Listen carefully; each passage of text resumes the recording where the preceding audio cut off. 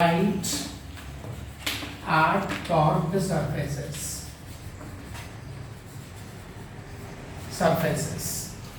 In this chapter, at first I want to teach you most important concept which is very helpful you for complete understand of this chapter. So these many important concept are, first one is the laws of reflection. Laws of reflection.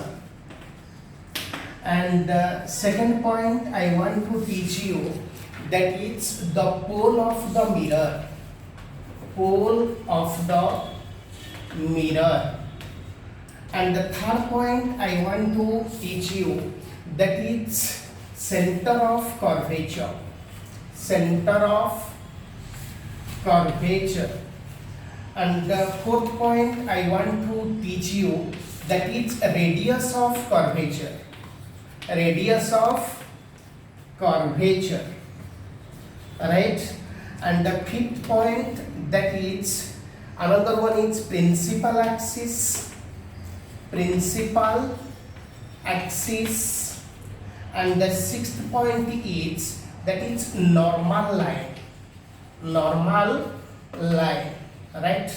So these six important points related with this chapter. If you are understand very well these six important points, then easily you can understand complete the chapter. That's why I want to teach you one by one. At first is the law of reflection. Children, you are studied about the law of reflection in the 7th standard. And the law of reflection, you know very well. The law of reflection, there is the 2 points. First point is angle of incident. Angle of incident is equal to the angle of reflection. Angle of reflection. Right? This is the first point in the law of reflection, right? And the second point in the law of reflection is incident light ray. Incident ray, I can write incident ray, and a reflected ray. A reflected ray, as well as normal line, all are present. Normal line, all are present in same plane. In same plane. So this is the second point in the law of reflection, right?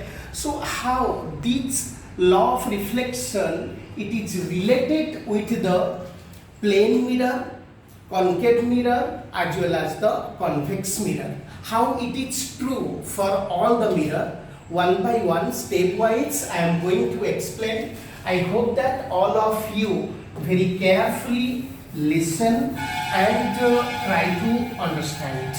Right? So first, how this law of reflection is true for the plane mirror. Just by the help of the ray diagram that I am going to prove that. So I am drawing here, this is the plane mirror, and the plane mirror having the 2 surfaces. You know very well, having the 2 surfaces, and the first surface is the silver-red surface. One side is the silver-red surface. You know very well, silver-red surface means keeping the silver coating one side of the plain glass, right? When you are keeping the silver coating, then a light falling on the mirror, again the silver coated reflected the light.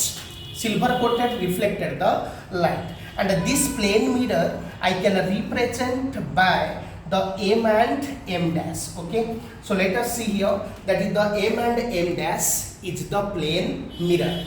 And suppose on the plane mirror one light ray is falling on the plane mirror. That means on the over the reflecting surface the light ray is falling, right? which light ray falling on the reflecting surface, this is called as the incident light ray. This is called as the incident light ray. And the incident light ray when falling on the plane surface, this is called as the point of incident. Just you see here, this is called as the point of incident, right?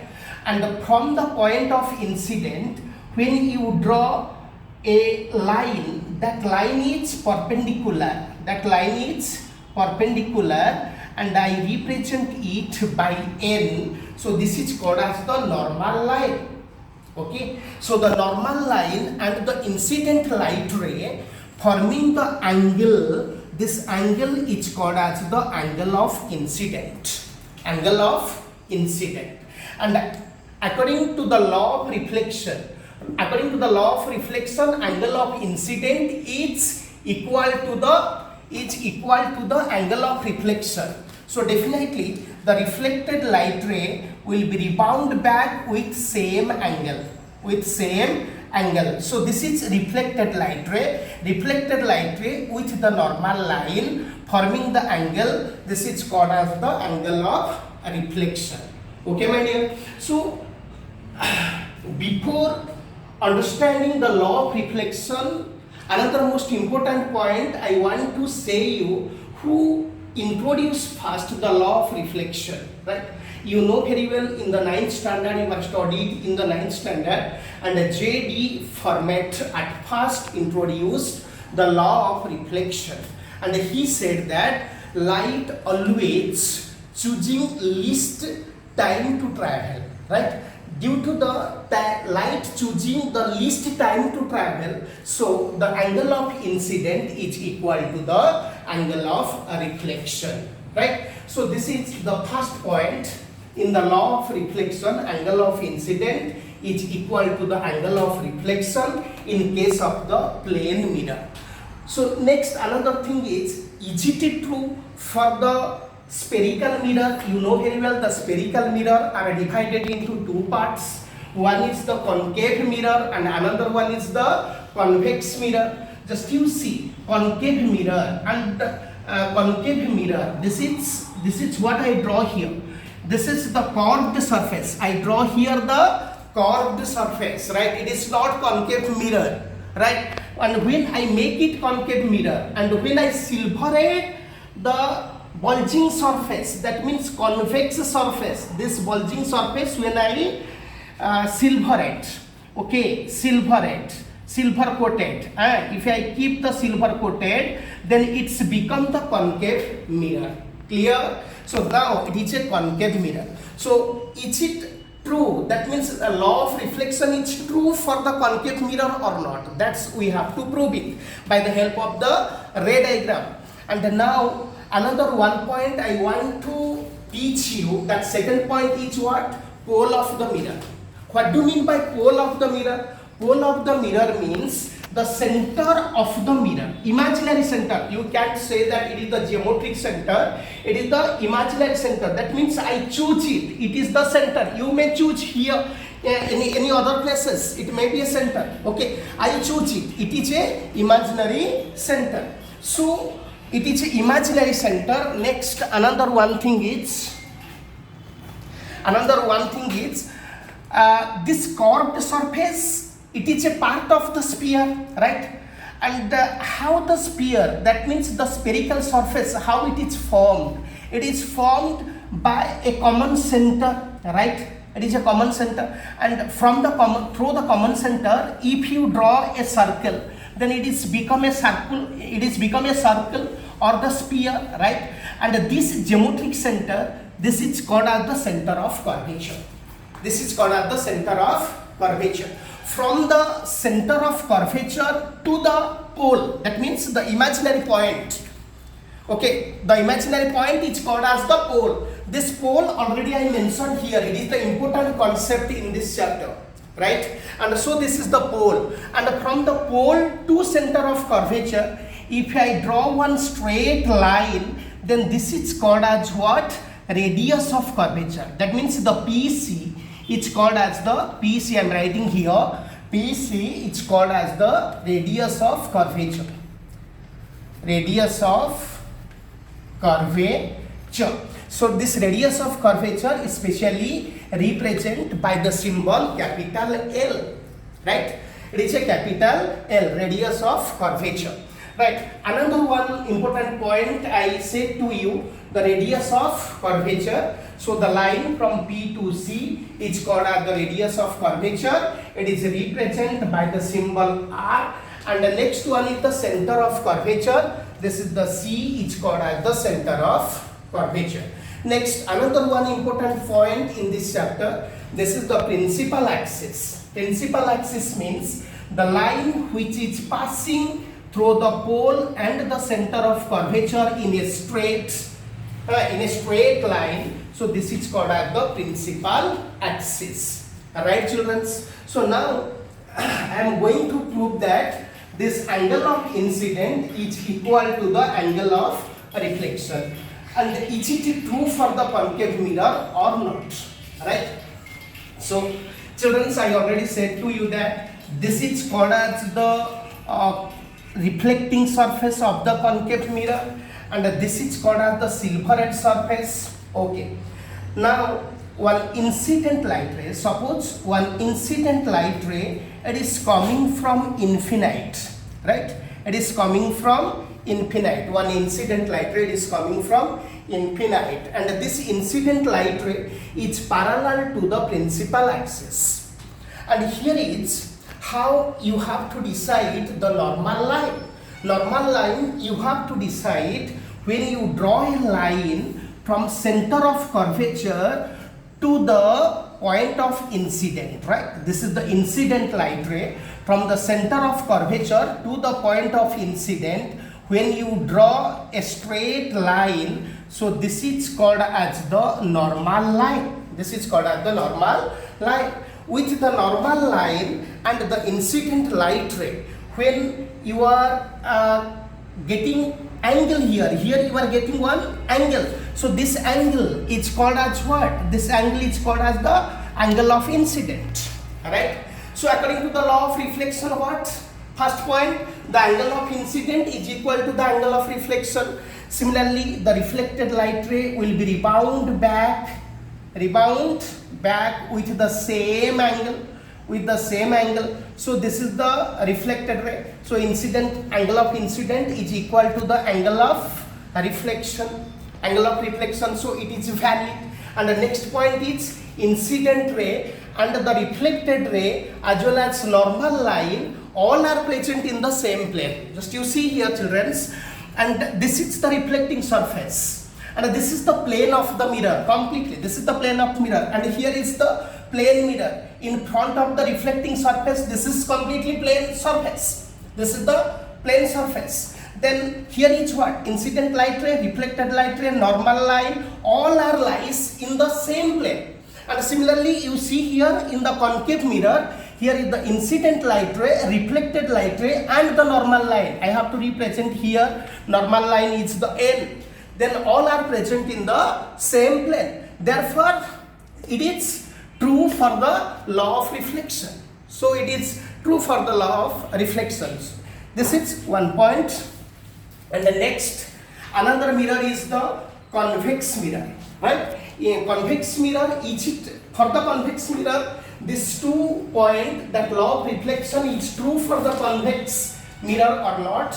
Let us discuss now here. And actually, the law of reflection is valid or true for all type of the mirror. Just you see, here is the I am going to draw which mirror? Convex mirror, right? So when you are present convex mirror, at first the bulging surface is become convex, right? And concave surface you have to silhouette. Then it's become convex mirror. Clear? It is become convex mirror. So this is the reflecting surface. This bulging surface is the reflecting surface. Next, you decide the imaginary center. This is called as the pole. And this curved surface formed by the center of curvature. This is the C. and this is the pole, it's the P, and C to P when you draw one line, and what is this? I already said to you, tell me. This is called as the radius of curvature, that is represented by R. And when one line passes through the center of curvature and the pole, straightly this line pass, so this is called as the principal axis, right? And always you try to draw a diagram very neatly, because it is very much important for you, alright? And now I am going to teach you this law of reflection is true for the convex mirror or not. Convex mirror or not, alright? So just you see here, one incident light ray is parallel to the principal axis, right? This is the incident light ray, it is parallel to the principal axis. Now you have to draw the normal line. This is called as what? Point of incident. The normal line, how you have to decide? From the center of curvature to the point of incident, you have to draw the normal line. You have to draw the normal line. So this is the normal line is N. So normal line and the incident light ray forming the angle. This is the angle of incident. Angle of incident. Next, the light is rebound back from the reflecting surface following the same angle. This is the angle of incident. Angle of reflection will be same. That means angle of I equal to angle of R. That is I equal to R. Right? So angle of incident is equal to the angle of reflection. And just you see here what happening. Incident light ray, reflected light ray, and a normal line, all are lies in the same plane, right? And when you are extend this reflected light ray back, then here is the intersecting, right? And this intersecting point is called as the focal point, and I will teach you just after few minutes. And the focal point and the focal length and the radius of curvature, what is the relationship? And these points in your book present by the activity method, right, students? And the most important thing is how